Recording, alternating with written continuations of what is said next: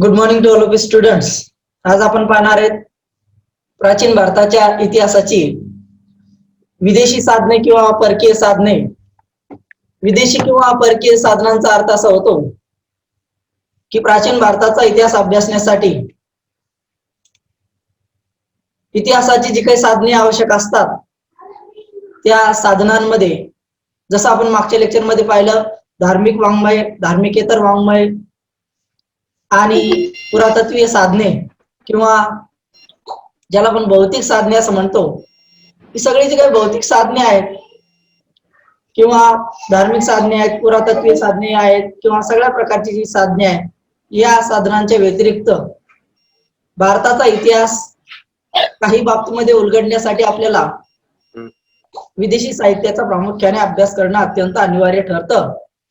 आणि प्राचीन भारताच्या साहित्याप्रमाणेच किंवा साधनाप्रमाणेच प्राचीन भारताचा इतिहास आणि संस्कृती समजून घेण्यासाठी विदेशी वाङ्मयाची महत्वाची भूमिका राहिलेली आहे. या विदेशी वाङ्मयाचा भारतीय इतिहासाच्या साहित्यामध्ये समावेश होतो. विदेशी वाङ्मयात प्रामुख्याने परकीय देशातून आपल्या देशात आलेल्या परकीय प्रवाशांच्या प्रवास वर्णनाचा या ठिकाणी समावेश होतो. प्राचीन कालखंडाच्या भारताचा जर विचार केला तर भारतामध्ये अनेक परकीय लोक काही कालखंडासाठी येथे अभ्यासासाठी किंवा वास्तव्यासाठी येत असत आणि या वास्तव्यासाठी किंवा आणि याच प्रवास वर्णनावरून तत्कालीन कालखंडातील सामाजिक संदर्भ, आर्थिक माहिती आणि राजकीय जीवनाची सुद्धा काही प्रमाणात माहिती आपल्याला या साधनांवरून या ठिकाणी मिळत असते. अशी जी काही साधनं आहेत ती फार जास्त प्रमाणात नाही, मात्र जी साधने आहेत ती भारतीय इतिहासासाठी उपयुक्त आहे. त्यामध्ये पर्शियन वृत्तांत नावाचं एक वृत्तांत आहे. या पर्शियन वृत्तांताच्या माध्यमातून भारताच्या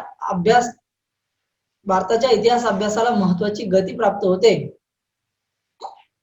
आणि या पर्शिया आणि भारत हा देश जो आहे याच्या दरम्यान सातत्यानं व्यापारिक सहसंबंध किंवा व्यापारी परिक्षेत्रामध्ये असलेला हा देश असल्यामुळे एक संबंध वृद्धिंगत झालेले आहे. या संबंधाचाच परिणाम म्हणून पुढच्या कालखंडामध्ये इतिहास लिखाणासाठी इथे सापडलेल्या काही लेखांचा किंवा इथे सापडलेल्या काही साधनांच्या आधारे इतिहास लिहिला गेला. त्याच पद्धतीने पर्शिया देश जसा भारताचा इतिहास लिहिण्यासाठी उपयुक्त ठरला, त्याच पद्धतीने दुसरा महत्वाचा देश म्हणजे युनान. आणि युनान म्हणजेच ग्रीक आणि युनानी म्हणजेच ग्रीक, आणि म्हणून ग्रीक साहित्य सुद्धा भारताचा इतिहास समजून घेण्यासाठी अत्यंत महत्वाचा आहे. बऱ्याचशा परीक्षांमध्ये या घटकावरती एका वाक्याचे प्रश्न विचारले जात असतात. आणि युनानी लेखक आणि प्रवाशांनी लिहिलेल्या ग्रंथावरून प्राचीन भारताचा इतिहास आपण समजतो. सिकंदर नावाचा व्यक्ती सर्वांना माहित आहे, त्याला अलेक्झांडर सुद्धा म्हणतात. जेव्हा तो भारतामध्ये आला त्याच्यासोबत बरेचसे लोक भारतामध्ये आले आणि त्यांच्यासोबत आलेले जे लोक ते विद्वान होते आणि या अशा विद्वानांनी भारतावरील स्वारीचं आक्रमण भारतावरील जे काही स्वारी झाली त्याची माहिती या ठिकाणी लिहून ठेवली. आणि या प्रवास वर्णनपर ग्रंथाच्या माध्यमातून प्राचीन भारतीय साहित्य आणि त्या साहित्याची होणारी प्रगती, इव्हन भारताचा इतिहास आणि भारताचा भूगोल समजून घेण्यासाठी ही साधने अत्यंत महत्वाची आहे. आणि या साधनांचा अभ्यास आता आपल्याला करायचा आहे. पर्शियन वृत्तांतामध्ये फार थोडे वृत्तांत होते. त्यामध्ये डेरियस नावाचा एक व्यक्ती आहे. नक्षे रुस्तुम या ठिकाणी सापडलेले लेख आहे. मात्र ग्रीकांच्या साहित्यामध्ये म्हणजेच युनानी लोकांच्या साहित्यामध्ये असे अनेक संदर्भ या ठिकाणी मिळतात. त्यातला पहिला ग्रंथ आहे भूगोल नावाचा. भूगोल हे एका ग्रंथाचं नाव आहे. आणि अलेक्झांडरने जेव्हा स्वारी केली, त्या अलेक्झांडरनं स्वारी करण्याच्या पूर्वीच्या काळामध्ये अनेक युनानी म्हणजेच ग्रीक प्रवासी भारतामध्ये येऊन गेले होते. आणि या ग्रीक प्रवाशांनी या ठिकाणी आपली वृत्तांत या ठिकाणी लिहून ठेवले. त्यामध्ये डेरियस नावाचा एक सम्राट पर्शियाचा सम्राट होता आणि त्याचा एक युनानी सैनिक होता स्कायलेक्स म्हणून. हा स्कायलेक्स भारतात आला आणि त्याने लिहिलेल्या वृत्तांतावरून संस्कृतीची माहिती या ठिकाणी आपल्याला मिळते. म्हणजेच काय तर डेरियसचा असणारा सैनिक जो युनानी होता, डेरियस नावाचा राजा हा पर्शियन होता आणि त्याचा युनानी एक सैनिक होता स्कायलेक्स नावाचा. त्यानं लिहिलेले जो काही वृत्तांत आहे त्या वृत्तांतावरून सिंधू संस्कृतीची या ठिकाणी आपल्याला माहिती मिळते. त्याचबरोबर संस्कृतीच्या संदर्भात म्हणजे सिंधू संस्कृतीच्या संदर्भात नंतरच्या कालखंडामध्ये टॉलेमी नावाच्या व्यक्तीनं आणि मिलेटस नावाचा व्यक्ती होता. तुम्हाला इतक्या अवघड नावं लक्षात ठेवण्याची आवश्यकता नाही, मात्र भूगोल नावाचा एक विदेशी ग्रंथ होता असं आपण लक्षात ठेवलं पाहिजे. आणि मग सिंधू संस्कृतीच्या विषयीची माहिती या भूगोल नावाच्या ग्रंथामध्ये आपल्याला त्या कालखंडामध्ये मिळते, एवढं फक्त तुम्ही लक्षात ठेवा. दुसरा महत्वाचा व्यक्ती आहे नियार्कस. नियार्कस हा अलेक्झांडरच्या जहाजाच्या ताफ्याचा या ठिकाणी अध्यक्ष होता आणि याने लिहिलेला ग्रंथ आज उपलब्ध नाही, मात्र त्याच्या लेखनातील काही वृत्तांत एरियन आणि स्ट्रॅबो नावाचे म्हणजे दुसऱ्या ग्रंथांमध्ये आपल्याला पाहायला मिळतात आणि म्हणून ते सुद्धा प्राचीन भारताच्या इतिहासाचं साधन आहे.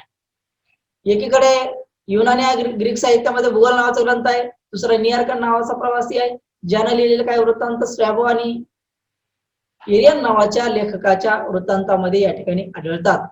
त्याचबरोबर ओनेसिक्रेटस नावाचा व्यक्ती होता. या ओनेसिक्रेटस नावाच्या व्यक्तीने सिकंदरचं चरित्र या ठिकाणी लिहिलं आणि सिकंदरच्या चरित्राच्या माध्यमातून प्राचीन भारताचा इतिहास जो राजकीय इतिहास आहे तो उलगडण्यास प्रामुख्याने माहिती मिळते. सिकंदरचं चरित्र कोणी लिहिलं तर सिकंदरचं चरित्र ओनेसिक्रेटस नावाच्या व्यक्तीने लिहिलं, हे आपण लक्षात ठेवलं पाहिजे. त्याचबरोबर एरियन नावाचा परकीय प्रवासी होता. एरियन नावाच्या परकीय प्रवाशाने सिकंदरच्या आक्रमणाचं या ठिकाणी वर्णन केलं होतं, हे सुद्धा आपण लक्षात घेतलं पाहिजे. यानंतर अत्यंत महत्वाचा ग्रंथ आहे Periplus of the Erythraean Sea. Periplus of the Erythraean Sea नावाचा ग्रंथ जो आहे, या ग्रंथाचा लेखक असं निश्चित कोण आहे हे सांगता येणार नाही, मात्र हा ग्रंथ जो आहे तो ग्रंथ आज या ठिकाणी स्ट्रॅबो असेल, ग्रीक लेखक इतर असतील, यांच्या ग्रंथामध्ये या पेरिप्लस ऑफ द एरिथ्रियन सीचे काही महत्वपूर्ण पुरावे या ठिकाणी सापडतात. हा ग्रंथ जो आहे 50 ते 103 इसवी सन या कालखंडामध्ये एका अज्ञात लेखकाने, त्याचं नाव आपल्याला सांगता येणार नाही, या लेखाने लिहिलं आणि Periplus of the Erythraean Sea हा भारताच्या विषयी जी काही माहिती त्याने दिली त्या माहितीवरून भारतामध्ये कोणकोणत्या वस्तूंची आयात होत असत, भारतामधून कोणकोणत्या वस्तूंची निर्यात होत असत या संबंधीची माहिती आपणास मिळते. Periplus of the Erythraean Sea हा त्या कालखंडातील आपल्या भारतातील बंदरांची माहिती देतो, जी बंदरे त्या कालखंडामध्ये व्यापारी दृष्टिकोनातून अत्यंत महत्वाची होती आणि या बंदरांमध्ये प्रामुख्याने परकीय व्यापार या ठिकाणी चालत असे. त्या कालखंडातील तेर असेल, त्या कालखंडातील पैठण असेल, त्या कालखंडातील भडौच असेल, या सगळ्या बंदराची माहिती या Periplus of the Erythraean Sea नावाच्या प्रथम शतकामध्ये लिहिलेल्या ग्रंथामध्ये आपणास माहिती मिळते आणि म्हणून भारत आणि परकीय जगताचा व्यापारिक संबंध समजून घेण्यासाठी Periplus of the Erythraean Sea नावाचा ग्रंथ अत्यंत महत्वाचा आहे, ज्यामध्ये अनेक व्यापारी केंद्रांची माहिती देण्यात येऊन आयात आणि निर्यात होणाऱ्या मालांची नावे सुद्धा सविस्तर या ठिकाणी दिली आहे आणि त्यावरून आपणास प्राचीन भारताचा इतिहास समजण्यास प्रामुख्याने मदत या ठिकाणी होते. यानंतरचा महत्वाचा ग्रंथ व्यक्ती आहे टॉलेमी. बघा, टॉलेमी नावाचा व्यक्ती आहे. या टॉलेमी नावाच्या व्यक्तीने भूगोल नावाचा ग्रंथ लिहिला आणि या ग्रंथावरून भारताचा इतिहास आणि भूगोल समजण्यास या ठिकाणी मदत होते. ग्रीक म्हणजेच युनान म्हणजेच ग्रीक असणारा हा जो काही टॉलेमी आहे 130 इसवी सनला भारतामध्ये आला होता आणि त्यांना बदामी, पट्टडकल्लू या नगरांच्या भेटी दिल्या होत्या, जे दक्षिण भारतामध्ये आहे, कर्नाटक या प्रांतामध्ये, कर्नाटक या राज्यामध्ये. आणि म्हणून तो भूगोलाचा तत्ववेत्ता होता, त्याला भूगोलाची प्रचंड अशी माहिती होती आणि म्हणून या संबंधीची माहिती आपल्या ग्रंथामध्ये म्हणजेच भूगोल नावाच्या ग्रंथामध्ये टॉलेमी नावाच्या व्यक्तीने लिहिली. परीक्षेला प्रश्न येतो, भूगोल हा ग्रंथ कोणी लिहिला, तर भूगोल हा ग्रंथ टॉलेमी नावाच्या व्यक्तीने लिहिला.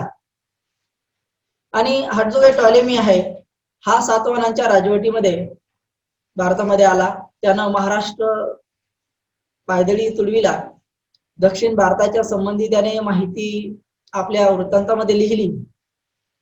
त्याचबरोबर त्याने दक्षिण किनाऱ्यावर असणाऱ्या बडोच, सोपारा, कल्याण, चौल किंवा इतर नाला सोपारा अशा बंदराची सुद्धा माहिती दिली. त्याचबरोबर पैठण असेल, तेर असेल किंवा बडोच असेल या नगरांची वर्णने सुद्धा त्याच्या ग्रंथामध्ये करण्यात आलेली आहे.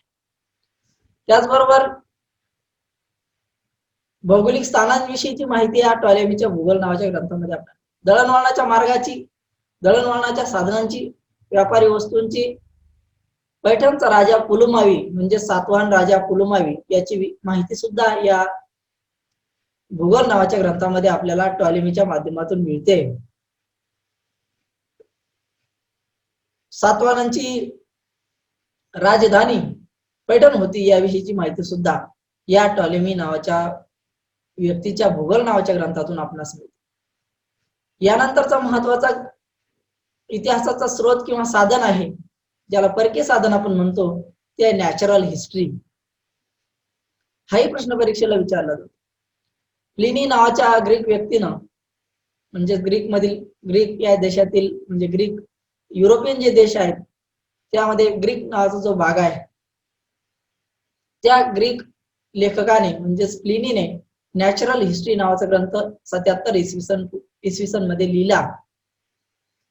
या ग्रंथामध्ये इटली, सायप्रस, ग्रीक आणि भारत या देशातील व्यापार संबंधीचं वर्णन आहे. ग्रीक असेल, सायप्रस असेल, भारत असेल यांच्या पारस्परिक व्यापारिक सहसंबंधाचं वर्णन या प्लिनीच्या नॅचरल हिस्ट्री नावाच्या ग्रंथामध्ये आपणास या ठिकाणी मिळते. आणि म्हणून हा जो काही प्लिनीचा नॅचरल हिस्ट्री नावाचा ग्रंथ आहे तो भारतीय इतिहासाच्या, व्यापारिक इतिहासाच्या लिखाणासाठी किंवा राजकीय इतिहासाच्या लिखाणासाठी अत्यंत महत्वाचा आहे. दक्षिण भारताच्या पश्चिम किनारपट्टीवर वर्चस्व निर्माण करण्यासाठी शकक्षेत्र आणि सातवाहन यांच्यामध्ये झालेल्या स्पर्धा आणि सत्ता संघर्षाचं वर्णन सुद्धा या ग्रंथामध्ये आढळले. स्ट्रेबो हा भूगोल तज्ञ होता आणि त्याने आपल्या ग्रंथात व्यापारिक आणि सांस्कृतिक माहिती दिली. तर प्लिनी याने आपल्या ग्रंथामध्ये नॅचरल हिस्ट्री नावाच्या ग्रंथामध्ये प्रामुख्यानं इथे असणाऱ्या व्यापारी आणि सत्ता संघर्षाचं वर्णन या ठिकाणी दिलं. आणि म्हणून नॅचरल हिस्ट्रीचा लेखक प्लिनी आणि या प्लिनीने दिलेली भारताविषयीची व्यापाराची माहिती ही प्राचीन भारताचा इतिहास लिखाणासाठी अत्यंत महत्वाची आहे.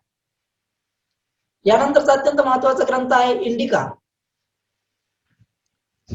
बघा की इंडिका नावाचा ग्रंथ जो आहे या ग्रंथावरून भारताचा बराचसा इतिहास समजण्यास मदत होते. सेल्युकस निकेटर नावाचा ग्रीक राजा होता आणि या सेल्युकस निकेटर नावाच्या ग्रीक राजाचा एक वकील होता मॅगेस्थेनिस. आणि या सेल्युकस निकेटर नावाच्या व्यक्तीने आपला वकील मॅगेस्थेनिस याला चंद्रगुप्त मौर्याच्या दरबारामध्ये वकील म्हणून पाठवलं. बरीच वर्ष तो चंद्रगुप्त मौर्याच्या दरबारामध्ये राहिला. कोण? मॅगेस्थेनिस. आणि त्यानेच मौर्य कालखंडातील भारतातील सर्व परिस्थितीचं वर्णन करून, मौर्य कालखंडातील सर्वांगीण परिस्थितीचं वर्णन करून तत्कालीन कालखंडातील मौर्य साम्राज्याचं वर्णन केलं. हा जो काही ग्रंथ आहे मॅगेस्थेनिस नावाच्या व्यक्तीचा ग्रंथ इंडिका, या इंडिकावरून मौर्य कालखंडातील सामाजिक, आर्थिक आणि मौर्यकालीन प्रशासनाची माहिती या ठिकाणी मिळते. त्याचबरोबर त्या कालखंडातली प्रमुख शहरे कोणती होती याविषयीची माहिती मिळते.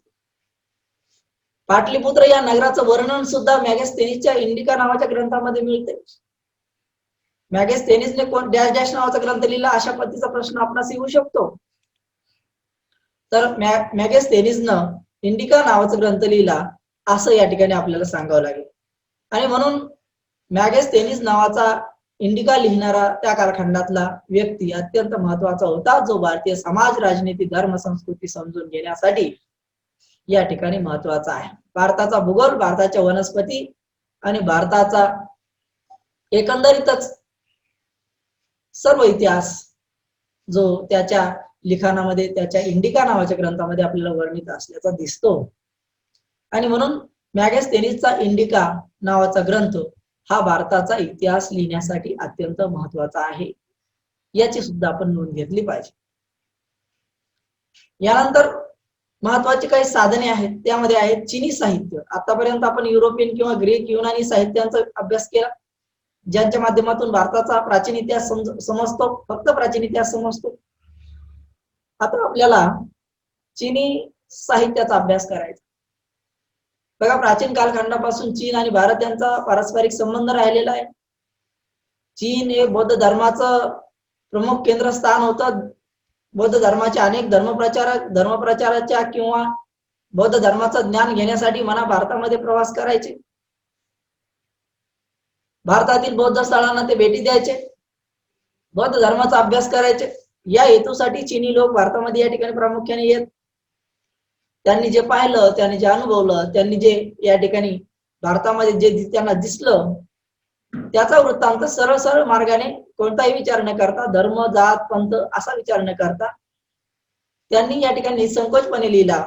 आणि म्हणून त्यांचा जो काही इतिहास आहे, त्यांनी लिहिलेली जे काही धर्मग्रंथ किंवा ग्रंथ आहे, या ग्रंथामध्ये कुठल्याही प्रकारचा धार्मिक लवलेश आपल्याला पाहायला मिळत नाही. आणि म्हणून प्राचीन भारताचा इतिहास अभ्यासण्यासाठी तटस्थ साधने म्हणून या परकीय साधनांचा आपल्याला अभ्यास करावा लागतो. आणि या परकीय साधनांमध्ये आपण आता पाहत आहोत चीनी साहित्य. बघा की चीनी साहित्यामध्ये प्रामुख्याने सुमाचीन नावाचा एक चीनी इतिहासकार होता किंवा चीनी लेखक होता, जो भारतामध्ये आला. आणि या सुमाचीन नावाचा जो काही व्यक्ती आहे, त्याला चीनमध्ये चीनी इतिहासाचा पिता म्हटलं जातं. चीनमध्ये सुमाचीनला चीनी इतिहासाचा पिता म्हटलं जातं. आणि त्याने लिहिलेल्या ग्रंथावरून प्राचीन भारताचा इतिहास आपल्याला समजतो. त्याने कोणता ग्रंथ लिहिला याची सविस्तर माहिती या ठिकाणी देण्यात आलेली नाही. मात्र सुमाचीनच्या इतिहासावरून आपणास चीनची माहिती मिळते, कारण त्या कालखंडामधील ग्रंथ संपदा ही या ठिकाणी अद्यापपर्यंत टिकून कधी कधी राहत नाही. ती दुसऱ्या तिसऱ्या ग्रंथामध्ये काही उद्धृत केलेल्या कडवे किंवा काही पुराव्यावरून आपणास सांगता येते. पण दुसरा महत्वाचा जो व्यक्ती आहे, तो आहे फाह्यान नावाचा. बघा, इसवी सन 399 मध्ये फाह्यान नावाचा परकीय प्रवासी भारतामध्ये आला. 399 ला आलेल्या फाह्यान नावाच्या परकीय प्रवाशाने, जो चीनी प्रवासी होता, तो भारतामध्ये 15 वर्ष वास्तव्यासाठी राहिला. त्यावेळी भारतावर गुप्त सम्राटाचं राज्य चालू होतं. त्यापैकी विक्रमादित्य नावाचा राजा राज्य करीत होता. आणि विक्रमादित्य नावाचा राजा राज्य करत असल्याच्या कालखंडामध्ये हा फाह्यान नावाचा प्रवासी भारतामध्ये आला होता. आणि या फाह्यान नावाच्या प्रवाशाने त्या कालखंडामध्ये फोकौकी नावाचा ग्रंथ या ठिकाणी लिहिला. फोकौकी नावाच्या ग्रंथामध्ये चंद्रगुप्त राजा विक्रमादित्य, चंद्रगुप्त दुसरा म्हणजेच विक्रमादित्य याच्या व्यक्तिमत्वाचं वर्णन या ठिकाणी त्याने आपल्या ग्रंथामध्ये करून ठेवलं. तसेच तत्कालीन कालखंडातील भारतातील सामाजिक, धार्मिक, राजकीय स्थितीचं वर्णन सुद्धा त्याने आपल्या ग्रंथामध्ये या ठिकाणी करून ठेवलं होतं. म्हणजेच काय, तर प्राचीन भारताचा इतिहास समजून घेण्यासाठी, विशेषतः गुप्त कालखंडातील इतिहास समजून घेण्यासाठी आपणास फाह्यान नावाचा परकीय प्रवासी, ज्यानं फोकौकी नावाचा ग्रंथ लिहिला होता, असा हा फाह्यान या ठिकाणी उपयुक्त ठरतो, जो चंद्रगुप्त विक्रमादित्य, चंद्रगुप्त दुसरा विक्रमादित्य, चंद्रगुप्त दुसरा नावाच्या राजालाच विक्रमादित्य या नावाने ओळखलं जातं, ते आपल्याला समोर पाहायचंच आहे. फक्त आता आपण साधने पाहत आहोत म्हणून ओव्हरलुकिंग यामध्ये होईल. नंतरचा प्रवासी आहे सुंग्युन. सुंग्युन हा एक चीनी बौद्ध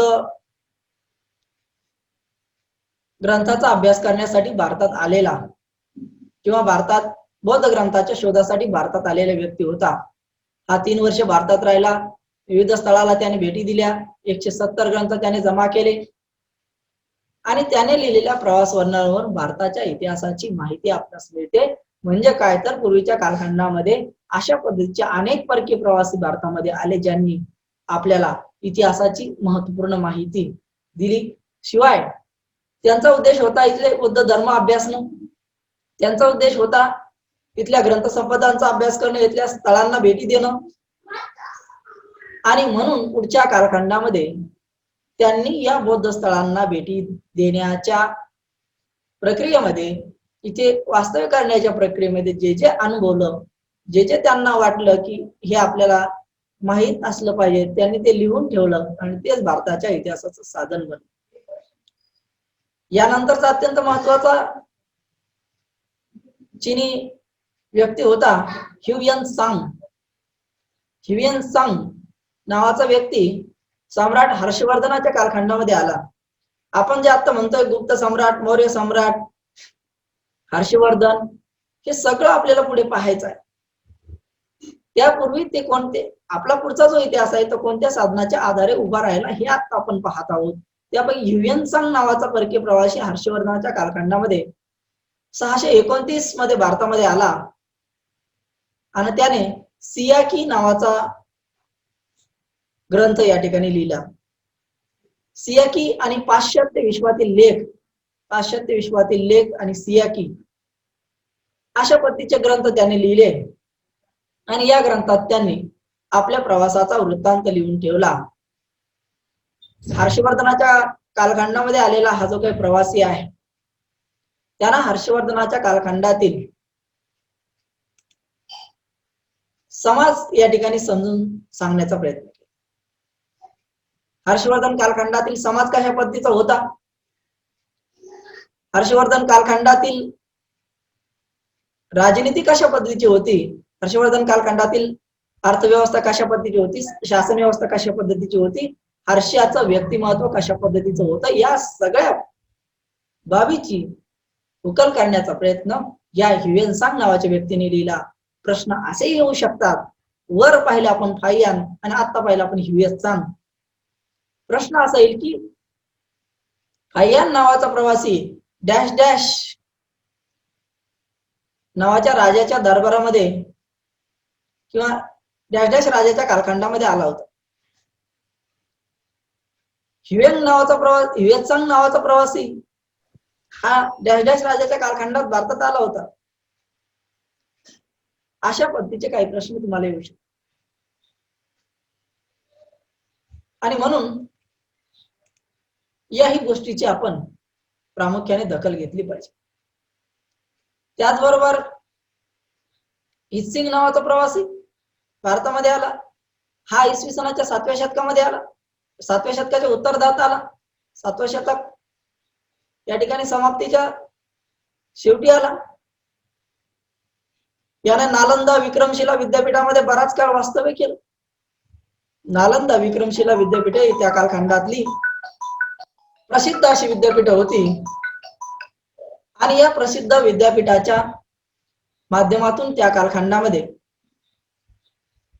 बरेचसे चीनी प्रवासी किंवा भारतातील लोक शिक्षण ग्रहण करत असत. एक आदर्श विद्यापीठ त्या कालखंडातली होती आणि म्हणून इसिंग नावाचा परकीय प्रवासी नालंदा आणि विक्रमशिला या ठिकाणी वास्तव्यासाठी आला आणि त्याच्या प्रवास वर्णनावरून आपणास तत्कालीन कालखंडातील भारतीय शिक्षण व्यवस्थेची, शिक्षण पद्धतीची माहिती मिळते की कशा पद्धतीने ही विद्यापीठ या ठिकाणी चालायची.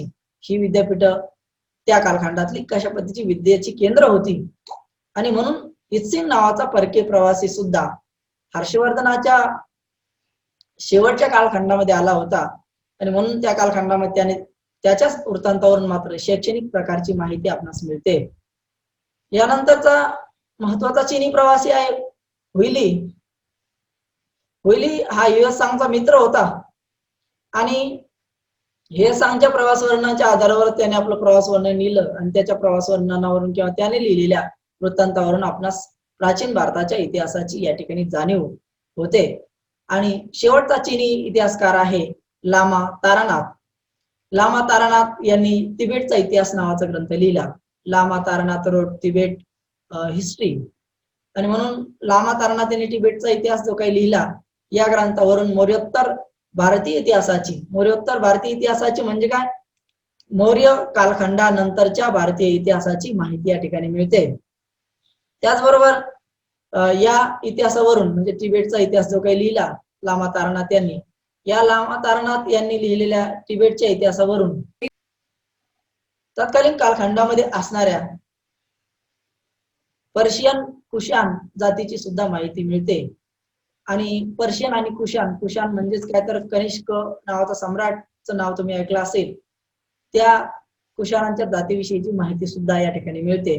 आणि म्हणून लामा तारानाथ यांनी लिहिलेला तिबेटचा इतिहास सुद्धा अत्यंत महत्वाचा आहे.